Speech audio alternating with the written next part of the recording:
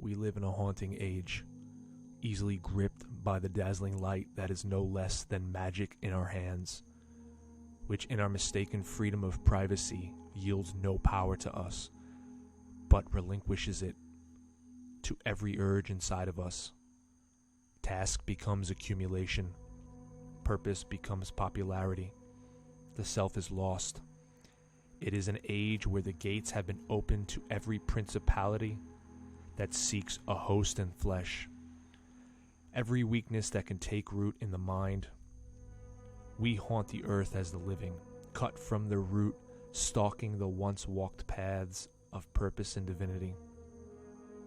Skulking about in the fashion of modernity and its herd immunity, carrying to each host every illness of mind and spirit that instills fragility. Perfectly numb and aimless in their steps, in trepidation and cowardice the herd hides its foreboding with a mask of tolerance. It is a false tolerance. It abhors strength, power, and intolerance. This fallacious visage forces acceptance onto others. It is in nature coaxial to all it purports to stand against. This false tolerance delivers violence, barbarity, and mercilessness at greater abundance than it fears in its dread. It is the byproduct of the haunting, aimless mass herd. A herd driven to consume, work, and suffer for materialism and temporal waste. The chaos unleashed is in the infected soul, seeking meaning, seeking monism in the wake of its duality and brokenness. As long as vocal cords produce the sounds of thoughtless mental constructs, conveying empty and hollow dictations, mentally authoritarian, while commanding speech and truth from others, so then will you be stricken with abject cowering, undirected purpose, and death. You will perish, spoiled like refused food. By nature you will bring your counterbalance, the elements that utilize your position and actions. The reaction to your action will be essential to your existence. As you have been co-essential to forming your own duality, they will be the wolves, the destroyers, the intolerant. Ripe with madness and rebelling against their maker, you have brought them to life and now they seek freedom.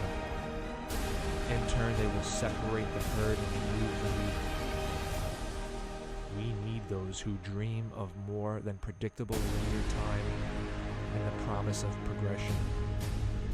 Those who seek driven and meaningful living, culture and tradition.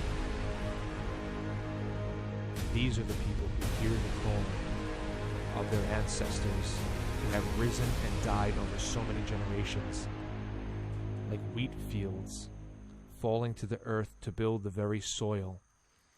You stand atop all those who have harbored life to allow you to be here. How dare you waste it and dishonor them? Those who hear the call will walk through the ancient lit fires, to accept the wild call, to abstain from the trappings that ensnare and capture the powerhouse of creation, the cultivated and well-governed focus of a man. A man who can build a world, a mind that has built the world. Just look around you, at your walls, your possessions, your clothes, and see the power of the creative unseen, the actualized thoughts of efficient focus. It is time to return to our internal fire, lit generations ago to carry forward and do with time what we wish. Evil, contrived and unnatural in its quest to delude and waste the mind of man, seeks to leave it unguided and sheltered by insecurity and depravity. electric fire in motion build and organize tissue and fluid, to receive the signal of life and materialize a corporeal frame, so we may come to create from the unseen while withstanding the thrashing waves of time that break down our vessel. With deep resolve, we will pierce time like a needle, threading together the history of our strength and identity. We will rise in the ashes of the fallen to the depraved and insolent. The epitome of power and strength will stir in the ordinary man, who will envision a world and make it so.